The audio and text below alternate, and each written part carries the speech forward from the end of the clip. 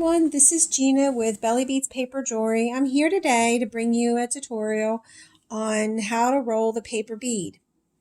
And this is for beginners. So let's get started. To begin, I wanted to introduce you to how to choose a paper. This is really important when you're rolling your paper beads. And the size and the shape of your bead are dictated by the weight of your paper and the roller that you're using or any other type of tool that you're using.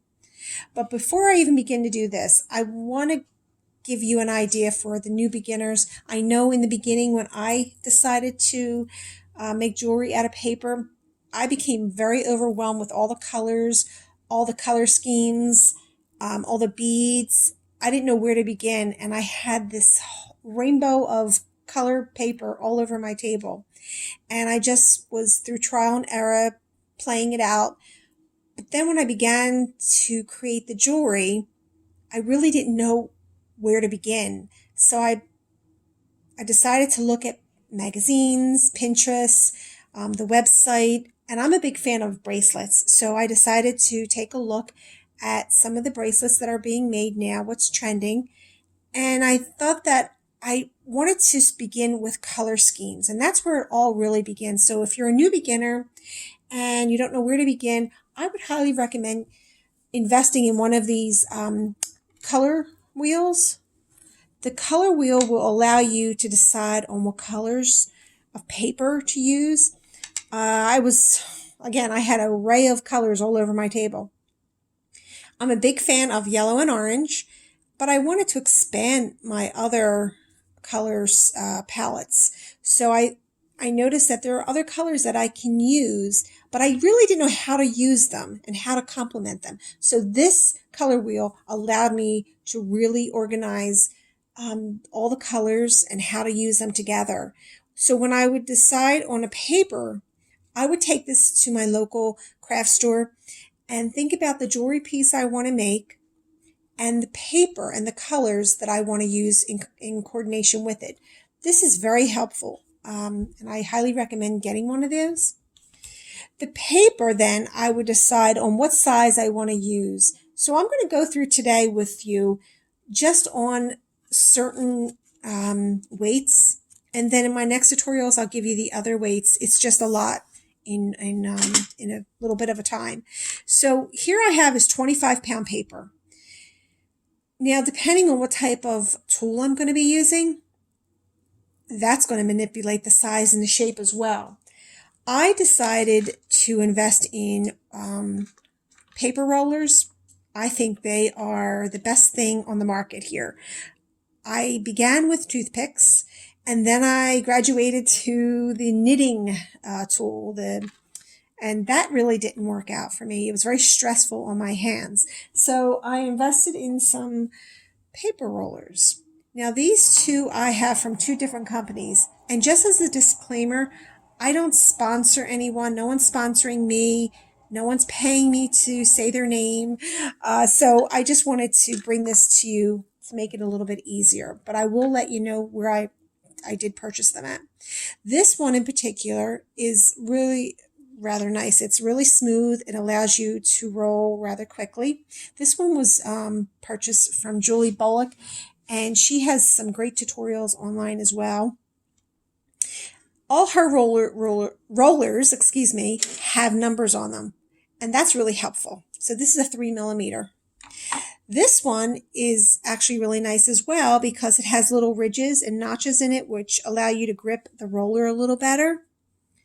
And this one is about 4.5 millimeters.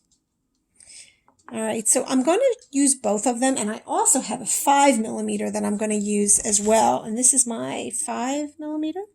This is a really large roller. And you're going to see the different sizes that are going to manipulate the bead. All right, so with this, I have my one strip, and I have a second strip. Now you can purchase templates if you have a either like a cut and scan. I invested in a Cricut and a Brother cut and scan. I found that it was much easier for me. I was using scissors and then I used a rotary cutter, it really didn't help my hands at all. But some people use it and it works fine for them. So if you don't want to spend a whole lot of money, I would certainly would stick with the scissors or the rotary cutter. So after I've cut them out, I would then have all them have my papers laid out. Now the measurements on this paper is 8 millimeters at the top, and it goes all the way down to 4 millimeters at the bottom, and it's 11.5 inches long. The second strip that I will be attaching it to is 4 millimeters. Oops, it's giving me a hard time. Here you go.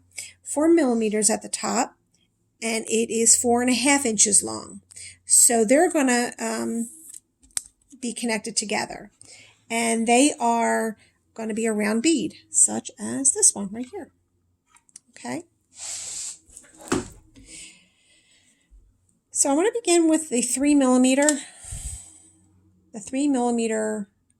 paper roller.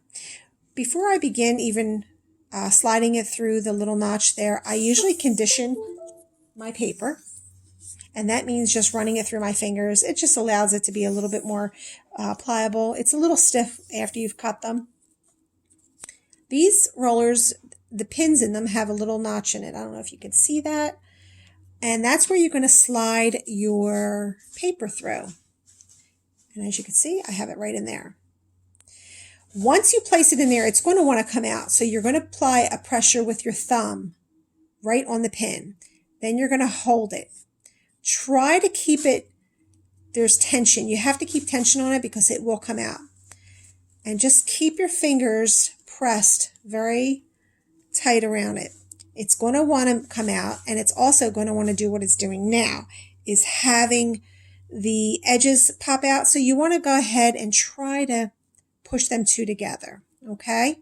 Now, along with the pressure on my finger here, pulling it down, I have pressure on my roller here, and I'm keeping the tension. Don't pull too tight because then you're going to rip the paper. I then just keep rolling and rolling until I get to the very end.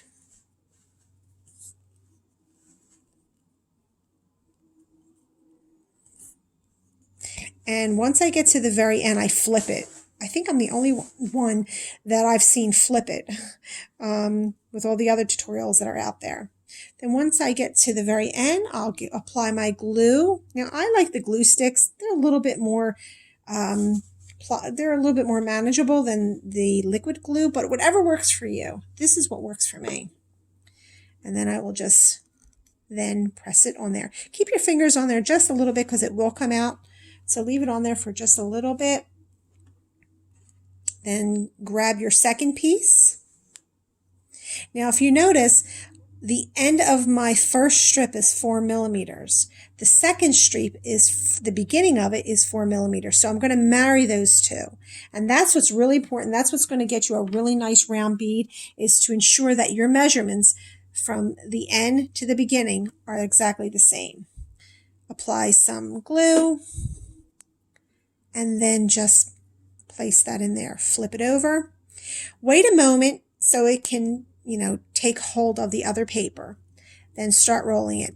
I highly recommend to keep a lot of tension on that. Then grab your glue stick, the other little piece that you have right there. Roll it around. And there you go. You have your bead. Now the only thing is, when pulling this off, I don't recommend pulling it. Just pushing it a little bit. And then there you go. There's your bead. Okay? Now that's for the round bead. This is a paper. This is 25-pound paper. Both of them were 25. This is also 25. And this is a barrel. And what this looks like in the end, and this is already glazed, this is what the barrel looks like.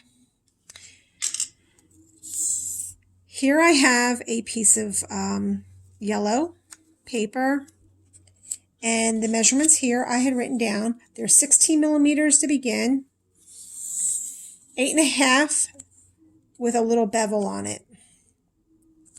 And they're 20.5 inches long. And that is the barrel. Now I'm going to use my 3mm for this one. After I've conditioned the paper, I'm going to slip it in its slot, and I'm going to hold it until it actually reaches the other side. Then I'll pull the tension on it.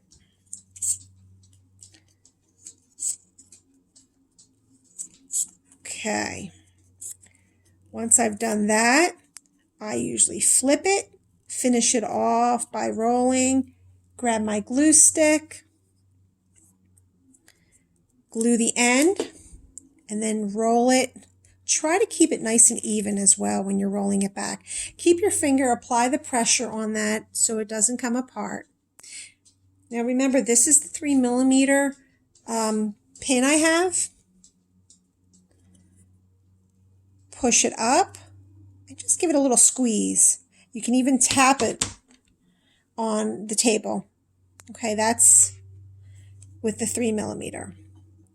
Now I'm going to use the 4.5.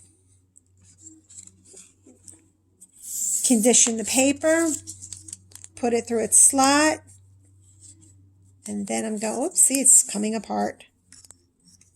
Just keep rolling it. The larger roller is definitely a little bit more cumbersome. All right, here we go. And then I'm going to flip it, apply the glue, and there we go. Now you're going to notice that with this bead is going to be much, much bigger. Push it up, keep pushing it, tap it, and if you notice how huge that one is. Okay, now that's 25-pound paper, and 2 different rollers gave me 2 different sizes. So remember that when you're rolling your paper. Now this size is the same exact size, the 16mm, as this one is. Okay, but this paper is 65-pound paper. This is definitely more of a harder cardstock. And when I rolled it with the 3mm, this is what I got. It's definitely more bulkier and bigger. And that's with the 3mm. So if you notice, all the different rollers and the different weights will manipulate the size and shape of your bead. So take that into consideration, and I'll see you next time. All right, have fun. Bye.